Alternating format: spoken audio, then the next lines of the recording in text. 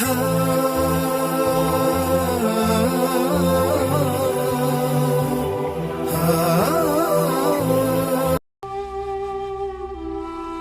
علامہ جلال الدین سیوطی رحمۃ اللہ علیہ نے لکھا ہے کہ حضرت ابو بکر صدیق رضی اللہ تعالیٰ عنہ نے اسلام قبول کرنے سے پہلے اور قبل از ظہور نبوت شام کی طرف تجارت کے لیے ایک سفر فرمایا۔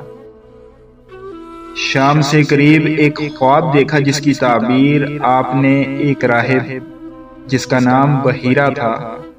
اس سے معلوم کی۔ اس راہب نے کہا اللہ تعالیٰ آپ کا خواب سچا کرے گا، آپ کی قوم میں ایک نبی مبعوث ہوگا، آپ ان کی حیات میں ان کے وزیر ہوں گے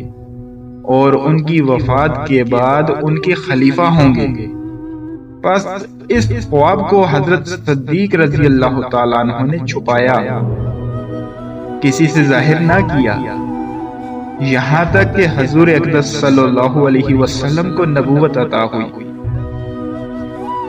اور اعلان نبوت سن کر حضرت ابو بکر صدیق رضی اللہ تعالیٰ عنہ حاضر خدمت ہوئے اور آپ صلی اللہ علیہ وسلم سے عرض کیا، اے محمد، آپ نے جو دعویٰ فرمایا ہے اس کی کیا دلیل ہے؟ تو آپ صلی اللہ علیہ وسلم نے ارشاد فرمایا کہ اس کی دلیل وہ خواب ہے جو تم نے شام میں دیکھا تھا۔ بس غلبہ خوشی سے حضرت ابو بکر صدیق رضی اللہ تعالیٰ عنہ نے حضور اکرم صلی اللہ علیہ وسلم سے معانقہ فرمایا اور آپ کی پیشانی مبارک کا بوسہ لیا۔